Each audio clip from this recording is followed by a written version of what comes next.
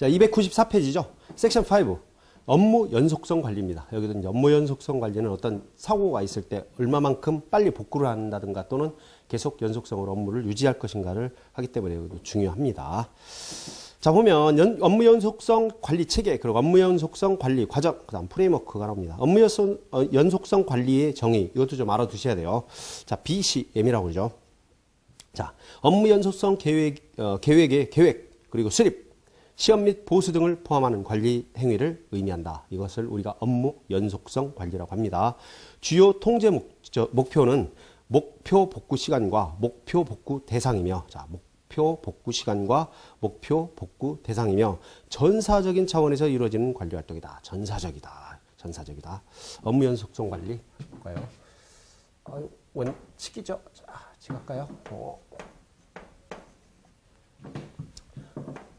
업무 연속성 관리.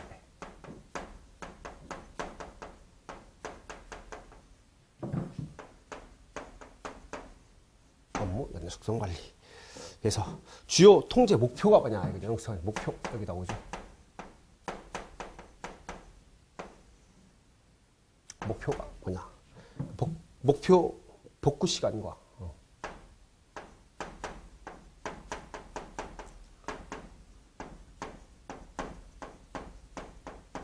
시간 플러스 목표 복구 대상입니다.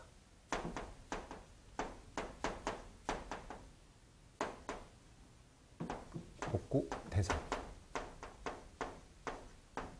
자, 결론은 시간과 복구 시간과 복구 대상이라는 거죠. 시간과 대상입니다. 얼마나 걸리느냐 또는 무엇을 복구할 것이냐 이제 그렇게 되는 건데 여기 뭐 업무 연속성은 자 업무 연속성은 뭐라고요? 전사적이다.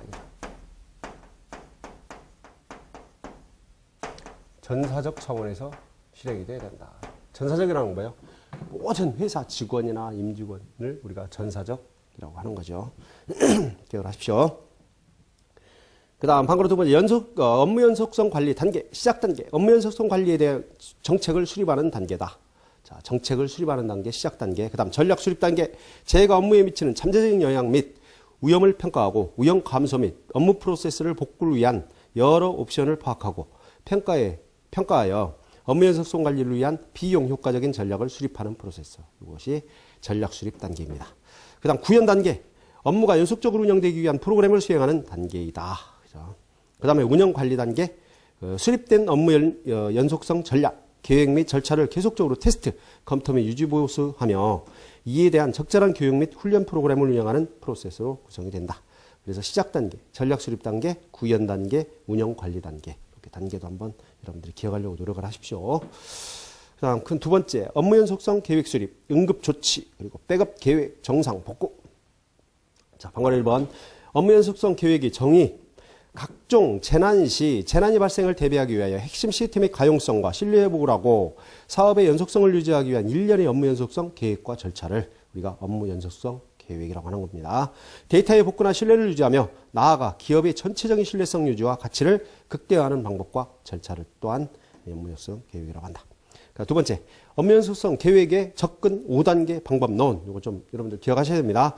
1번, 프로젝트 범위 및 설정 및 기획해야 된다. 조직의 독특한 사업 경영과 정보 시스템의 자원 서비스들을 조사해서 다음 활동 단계로 나아가기 위한 프로젝트 계획을 수립하는 단계다. 첫 번째. 295페이지. 명확한 범위, 조직, 시간, 인원을 정해야 하고 프로젝트의 근본적인 취지나 그럼 요구사항이 조직 전체 및 BCP의 개발에 가장 중요한 역할을 수행할 부서나 직원들에게 명료하게 전달된다. BCP, 업무 연속성 계획이라고 하는 겁니다. 비즈니스 컨티뉴어티 플랜, BCP. 두 번째, 사업 영향 평가, 중요하죠. BIA. 컴퓨터나 통신 시스템의 심각한 중단 상태에 따라 각 사업 단계가 받게 될 재정 손실의 영향도를 파악하는 겁니다. 두 번째, 사업 영향 평가를 하게 되고, 그 다음 세 번째, 복구 전략 개발. 사업 영향 평가 단계에서 수집된 정보를 활용하여 시간 임계적인 사업 기능을 지원하는 데 필요한 복구 자원을 추정을 한다. 그 다음 복구 계획 수립. 네 번째, 사업을 지속하기 위한 실제 복구 계획을 수립하는 단계이다. 그 다음 다섯 번째가 프로젝트의 수행 테스트 및 유지보수. 마지막 단계로 테스트와 유지보수 활동을 현황을 포함하여 향후에 수행할 엄격한 테스트 및 유지보수 관리 절차를 수립을 한다. 이렇게 보시면 됩니다. 세 번째, 업무 연속성 계획의 접근 6단계 방법론이 또 있어요. 1번 사업상 중대한 업무 규정을 합니다. 조직의 중대한 사업 단위를 식별하고 우선순위를 수립한다. 사업 단위를 식별하고 우선순위 수립. 자, 두 번째, 사업의 중대한 업무를 지원하는 자원의 중요도를 결정하게 돼요. 사업 단위의 중요도가 1단계에서 정해졌다면 그 사업 단위를 지원하는 자원을 식별하는 것이 중요한데, 자원을 식별, 분석할 때 그 자원을 기능을 아는 사람을 잘 아는 사람이 하는 것이 바람직하다. 당연한 거겠죠. 업무를 잘하는 사람. 세 번째, 발생 가능한 재난에 대한 예상을 해보고, 네 번째, 대책을 수립하게 된다. 필요한 자원을 복구하는 방법을 계획하고, 그다음 발생된 재난과 위험을 최소화하거나 아니면 방지하는 데 그 목적이 있다는 얘기예요. 자, 또 더 볼까요? 296페이지로. 296페이지 다섯 번째, 재난 대책 수행. 수립된 재난 대책 계획에 따라 적절한 준비와 수행, 문서화 그리고 직원들에 대한 훈련 과정, 이것을 수행하고, 여섯 번째, 테스트와 수정. 비상대책 계획은 계획의 결점 발견과 수행의 원활함을 도모하기 위하여 정기적으로 테스트를 하고 수정하는 과정을 말한다. 6단계 방법도 있다. 몇 번 읽어보세요. 뭐 암기할 상까지는 안 될 것 같아요. 뭐 단계를 뭐 한다. 또 단계가 나와도 여러분들이 또 어림 잡아서 순서를 맞출 수도 있습니다. 그 다음에 이제 BCP가 끝났고요. 재난 복구 계획이 나옵니다. 이제 DRP죠. Disaster Recovery Plan이라고 해서 정보 시스템의 재해나 재난 발생에 대비하여 실제 상황이 발생했을 때 취해야 할 행동 절차를 미리 준비하는 것. 이것을 우리가 재난 복구 계획, DRP라고 합니다. DRP. 아주 중요하죠. 재난 복구 계획 목적, 그 밑에 나옵니다. 정보의 비밀성, 무결성, 가용성 다 포함되죠. 인증성 등이 확보되고 핵심적인 기업 업무의 연속성을 유지하기 위한다. 다음 밑에 한번 여러분들이 읽어보시면 됩니다. 다섯 번째, 업무 연속성 계획, 그 BCP, 비즈니스 컨티뉴어티 플랜과 재난 복구 계획, 그죠? 디자스터 리커버리 플랜의 공통점.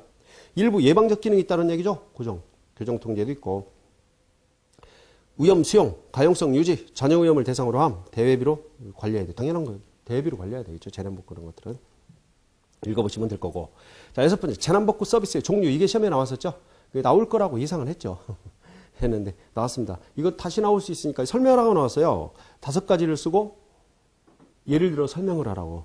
자, 중복 시스템 운영. 요거는 이제 미러 사이트라고 해도 됩니다. 전산센터와 동일한 시스템을 하나 더 설치하여 운영하는 것입니다. 미러 사이트 똑같이 운영하는 거죠. 그래서 이쪽이 다운되면 그쪽 전산센터를 이용하게 되는 거죠. 그 다음 핫사이트.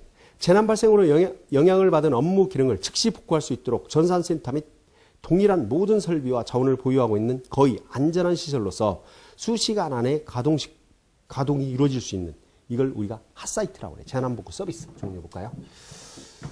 우리가 6번째인데.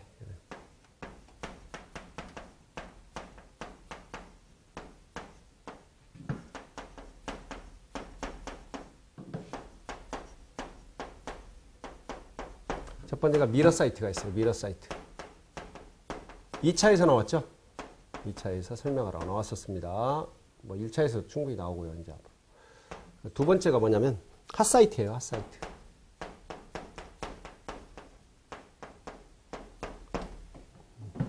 핫사이트. 그 다음 웜사이트가 있죠. 세 번째가 웜사이트.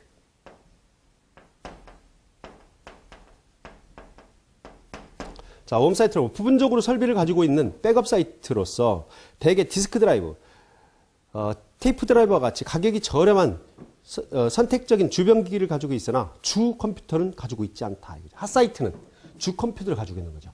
여기는 주 컴퓨터가 있고 터를 준비해 놓은 거고, 웜사이트는 주 컴퓨터는 없고 뭐 보조 기억 장치라든가 이런 것들, 주변 장치 또는 주변 장치 를 준비해 놓는 겁니다. 그걸 우리가 웜사이트라고 해요. 핫사이트는 주 컴퓨터 내지는 아주 주요 장비들을 전산실에 준비를 해놨어요. 왜? 그 사이트가, 다른 사이트가 다운이 되면 얘를 이용을 하려고. 하지만 보조기억 장치와 주변 장치는 없어요. 하지만 웜사이트는 보조기억 장치나 주변 장치만 준비되어 있어요. 주 컴퓨터라든가 메인 시스템은 없다는 얘기죠. 정보 시스템이. 그렇기 때문에 핫사이트보다는 좀 덜한 그런 사이트를 우리가 웜 사이트라고 합니다. 그 다음 콜드 사이트입니다. 콜드 사이트.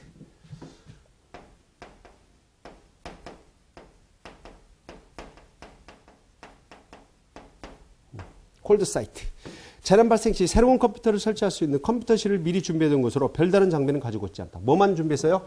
전산실만 준비해 놓는 겁니다. 전산실. 전산실만 준비해 놓는 거예요. 뭐 주 컴퓨터라든가 보조기억자기 아무것도 없고 그냥 이런 딸랑 전산실만 구비해 놓고 있는 거죠. 그걸 우리가 콜드 사이트라고 그래요.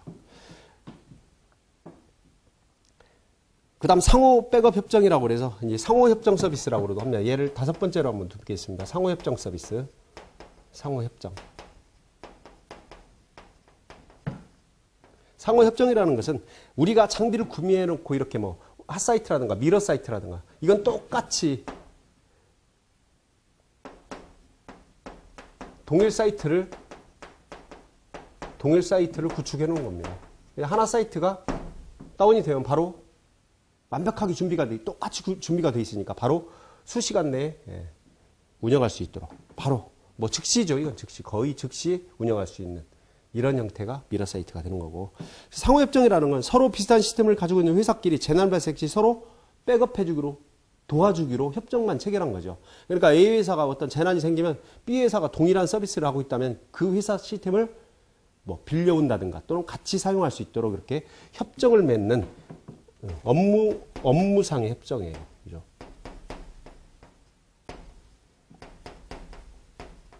그래서 이렇게 5가지 정도는 좀 기억하고 있으면 좋습니다, 여러분들. 여기 시험에 그대로 나왔었어요. 5가지를 쓰고 설명을 하라고.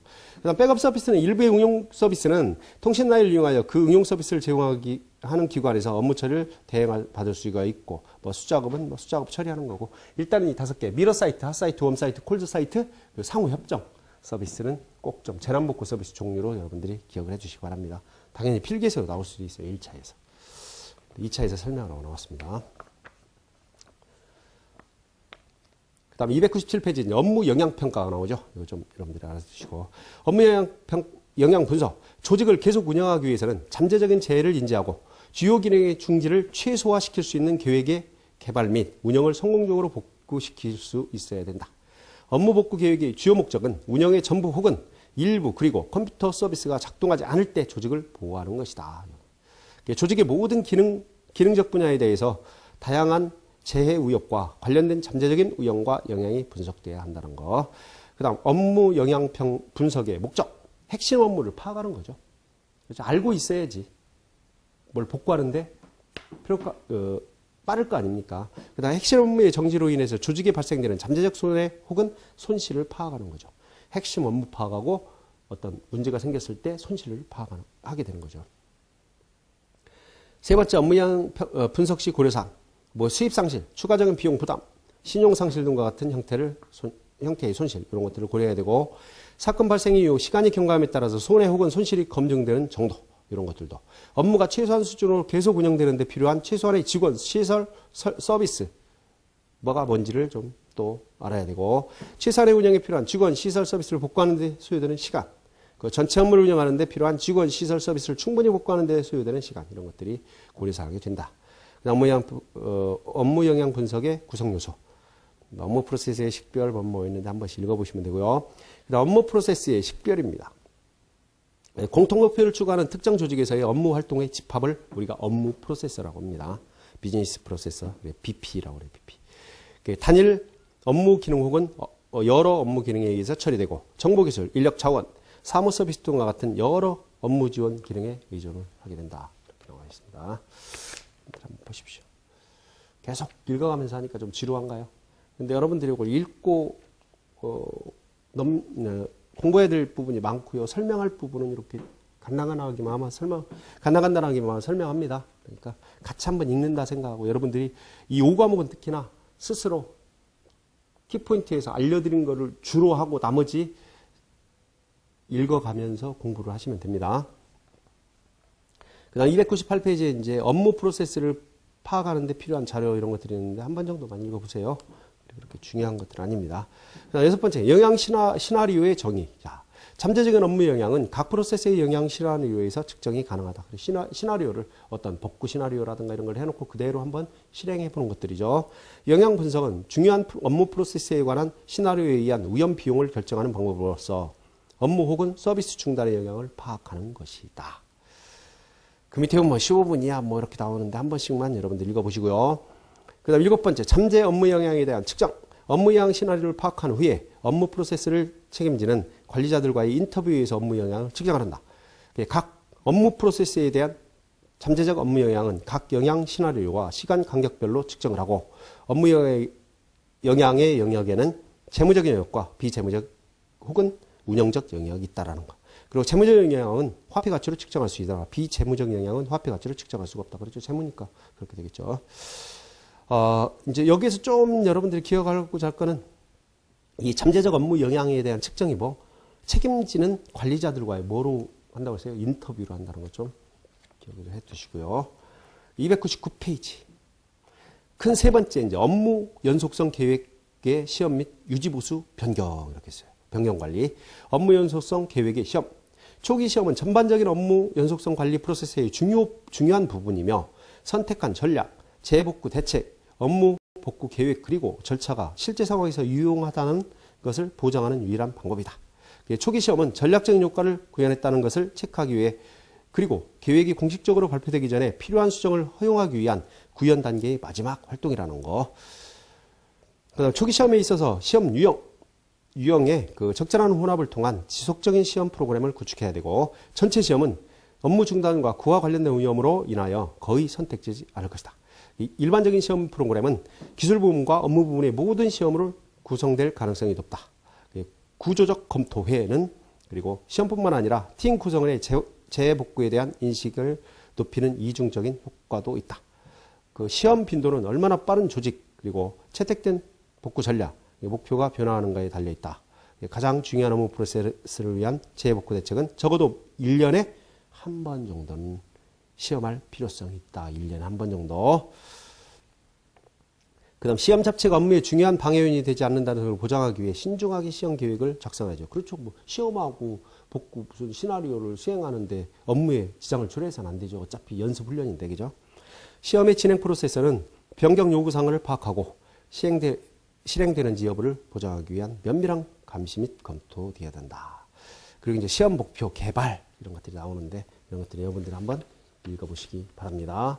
300페이지 시험 유형의 결정 이런 것도 구조 검토의 기술적 구성요소 실험 그 다음에 업무 구성요소 시험 모든 구성요소 시험 그 다음 세 번째 시험 시나리오 구축 이런 것들도 한번 읽어보시고 그 다음 시험 계획 개발 또 읽어보시고 그 다음 시험의 실행 한 번씩 읽어보시면 됩니다.